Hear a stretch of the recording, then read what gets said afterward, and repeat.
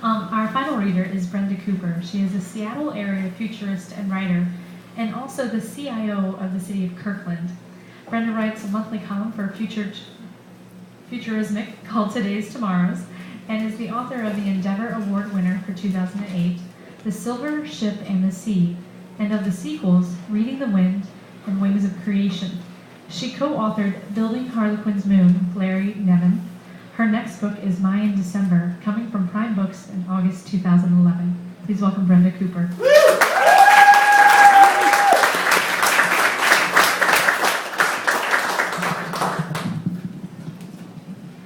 Now, I've been asking for a storm for a little while, so y'all might be able to blame that on me. But you know, we never get real thunder in Seattle. So, is there anyone in the room who doesn't usually read science fiction and is brave enough to raise their hand?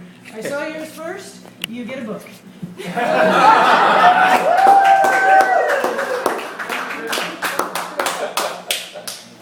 done. That's a set of science fiction stories. Only one of them is mine, but there's some of the best writers in the field, I think, are in there. So Thank you. Hopefully you'll have fun. All right, so when I sent in for Bill kind of vets all the stuff that we bring up here and write, and I sent in a short thing and a long thing, and he picked the longer thing. So it's his fault. Hopefully it will work out really well. This is called In Their Garden.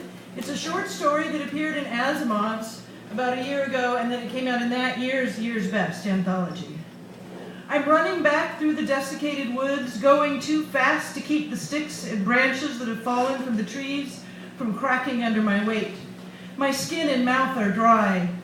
The afternoon sun has sucked all the water from me, and I haven't stopped to drink. The sole of my right boot is thin enough a stone bumps the ball of my foot, and I want to swear, but I keep going, even though I don't hear anyone behind me. Not anymore.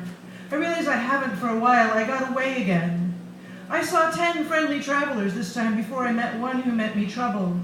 I knew better than to go out alone, and if I got back in one piece, Kelly was going to kill me. It's not far now. I can see the wall rising up like a cracked egg, dirty white with gray, the top edges jagged. I trip over a log, going down sharp on my right knee, and catch myself on my hands, scraping the palms. I can see the black soil line from the fire 10 years ago, the one that saved us from burning up when everything else around us caught fire. The dry trees around me are saplings that tried to grow back and made it for 3 or 4 years before they died of thirst. They're as tall as me. My breath breaks the silence, and I sound like a rabbit before a thin coyote kills it, scared and breathing too hard. I make myself slow down. Try to remember what Oscar taught me. Breathe through your nose. Breathe deep in your belly so you can feel it going out and in. Slowly. Slowly. I'm getting there. A hot breeze blows back my hair and helps me feel better. Polly. I hate it when Kelly calls me that. My name's Paulette. I hate it that she moves so quiet and I'm so loud and clumsy. She extends her left hand but doesn't help me up. There's dirt ground into the creases of her hand and stuck under her nails, and it smells wetter and stronger than the dry, cracked earth under my hands. A year or two ago, I would have apologized first, but I managed not to do that this time. I'm almost as tall as her now, and I can look down on the graying dark hair she's pulled back and tied with a strip of bark, as if we didn't have anything better. She holds her taser in her right hand, a black oblong that she protects as if it means her life. She leaves it out as we walk back, swinging in her hand, the arc of its movement precise. My knee is bleeding, but we both ignore that. Between here and the wall, all the dead woods have been cleared, and we walk on gray and green grass. Stuff Kelly had us plant in the moat of a cleared ground around our walled garden. The grass thrives out here in spite of the dry, thirsty ground. I don't like to admit it, but she picked well. The spiky low growth has been alive for 2 years now, and it creeps back into the forest as we clear it further away. She doesn't say anything, but I make up her feelings and words in my head anyway. The walls are safe. You aren't old enough to leave them yet. You might bring people here. You might get hurt or raped or die all by yourself. There's men that would take you in and make you trade your body for water and food. It only takes 3 days without water. If she was lecturing me instead of staring off, lost in her head, she'd look down at that point and see I have a small canteen clipped to my belt, one of the old ones with the medals all banged up.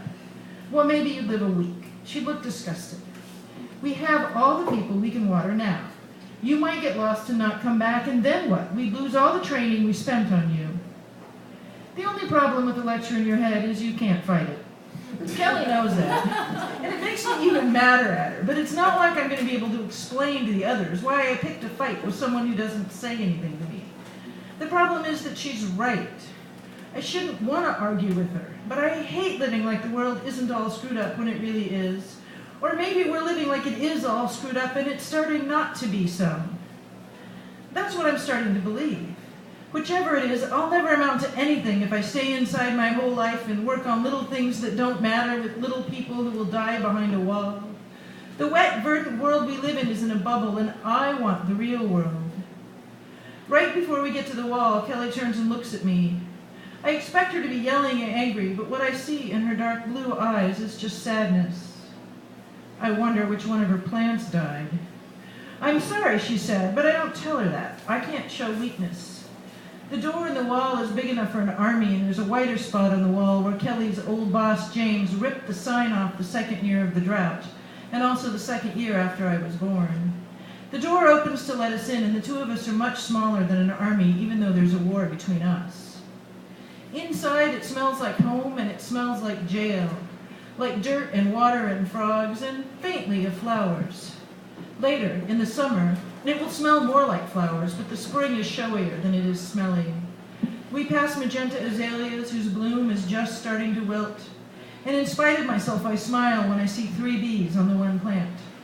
Kelly and Oscar both taught me to see the little things, and I can't help but watch out for the plants. I stop smiling when I notice the board of directors is waiting. All of them. They're sitting in their formal place on benches in a circle under the sign that used to be above the doors, Oregon Botanical Gardens. The board has run us since the first years of climate change, and the half who are still the original members are gray and wrinkled. There's 4 board members, and Kelly makes 5.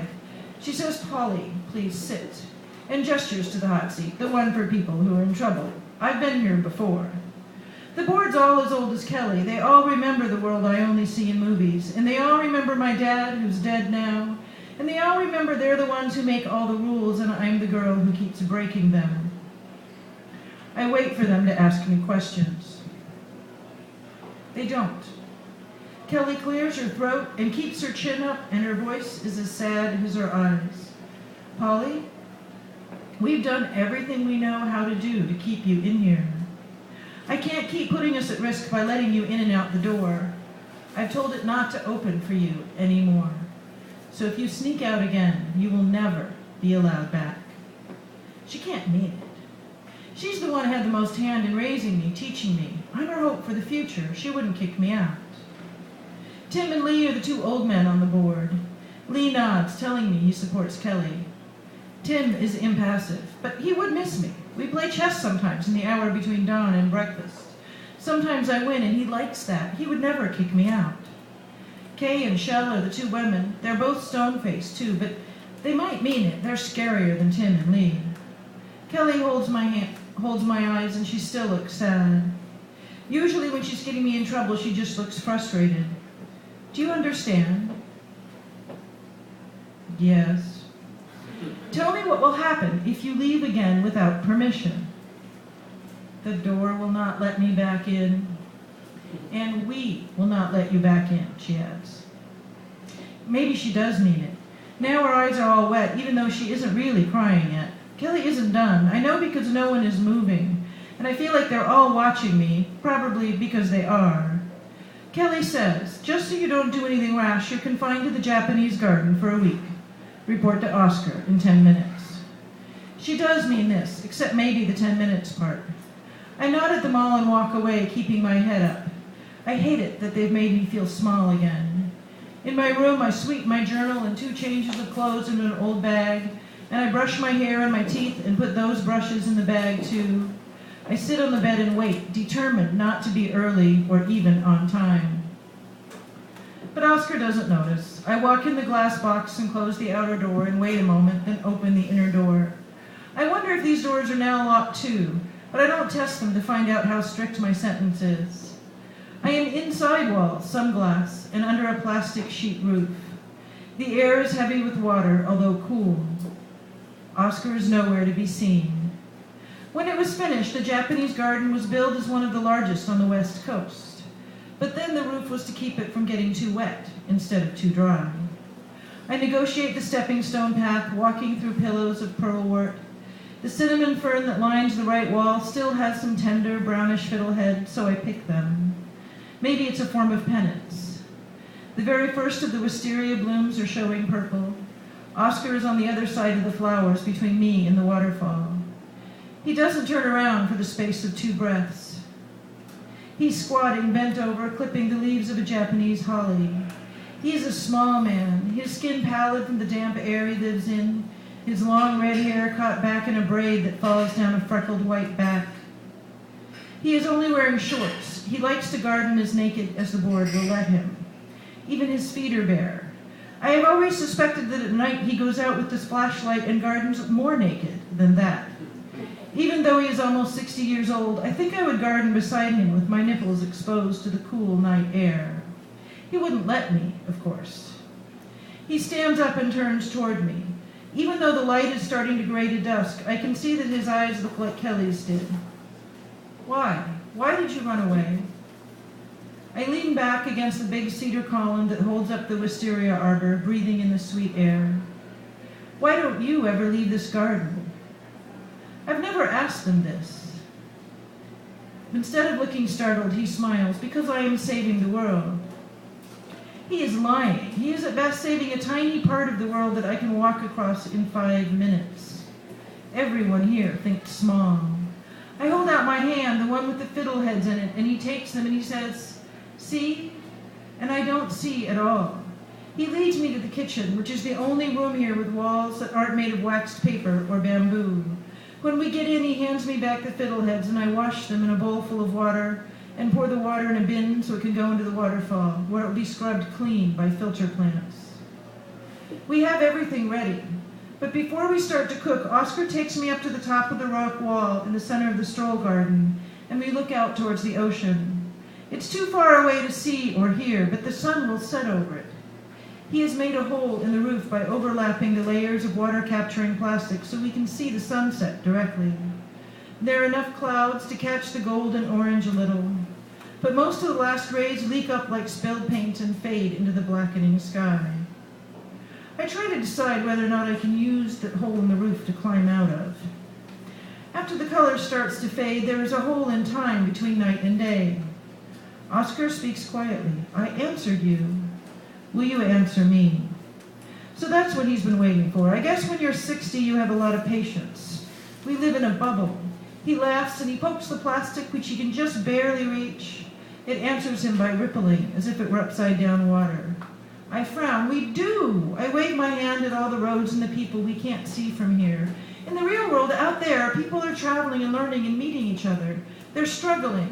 They're taking back the world. This time, I haven't really told anyone about this trip yet. I mean, no one had asked. Should I? I walk the interstate and I talk to people on it, like always. I have my escape routes. They work. He cocks an eyebrow at me but doesn't say anything. Eugene's coming back. There's more people now there. They dug a well deep enough for water. They think they can irrigate. I met 2 families who are on their way there. He clears a throat. A year ago, you told me it had gone to desert, not even grass. Well, that's what I heard, but this time I heard different. I don't know anything. How could I? He doesn't say anything else. I just keep talking. A band of singing priests went through last night. They saw 5 jet airplanes in a day over Portland. He can't say anything to that. We saw a plane fly over the gardens a few weeks ago, and everybody came out and watched. We hadn't been able to hear its engines, and Kelly told me it was shaped different than the old jets. What Oscar does say is, they don't have the right plants. That's what I'm saving for your generation, the bamboo and the bearberry, the astilbe and the peony. He says the name of the plants like a prayer, and I imagine him naming the others in his head, the wisteria and the wild fuchsia, the fiddlehead and the mountain fern. I know what you're saying. You keep telling me about it. It's an old story, how we're saving the genome of the native plants in case the weather ever goes native again. I'm glad you're saving it, but that's not my dream. He pretends not to notice my tone of voice. What your traveler sees the Mediterranean weeds that killed the right plants in California when Father Sarah brought them. Now it's warm enough and dry enough, and they come here to invade Oregon like they invaded California. His face wears a stubborn look that makes him more handsome, wiping some of the wrinkles away with anger.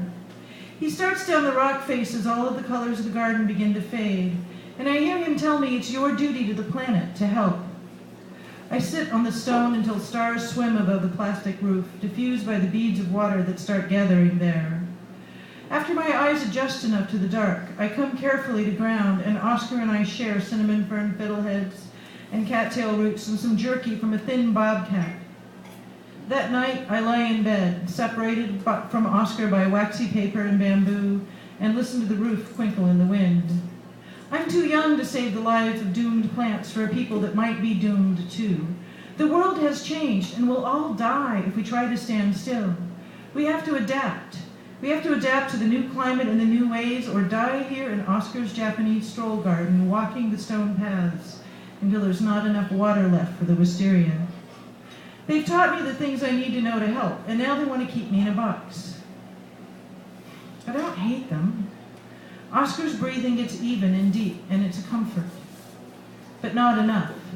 I toss and turn. I can't sleep. I pack up everything I brought and wrap it in a blanket so I can swing it over my shoulder. I write Oscar and Kelly a note. I tell them I love them and I'm going to save the world and I'm sorry they won't ever let me back in. I find Kelly waiting by the door, a thin stick of a shadow that only moves when I open it, like she's been waiting for that one moment. I'm caught. Oscar comes up behind me. He leans forward and gives me a hug and he whispers in my ear. He says, "Good luck." I blink at them, stupid with surprise. He says, "Me and Kelly both knew you'd go. It's time. The board told us to keep you because we need you. We need your youth, but you don't need us. Go find out what they fly those planes with and where they go." I feel like thick in the throat and watery. I say, "I'll come back." He says, "If you take long enough, we'll even let you back in."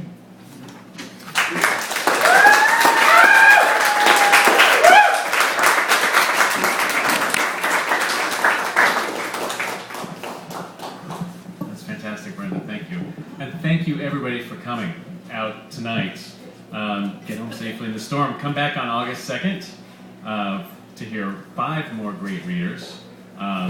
John's still at the bar. Grab something before you leave, and get home safely. Thank you for coming out.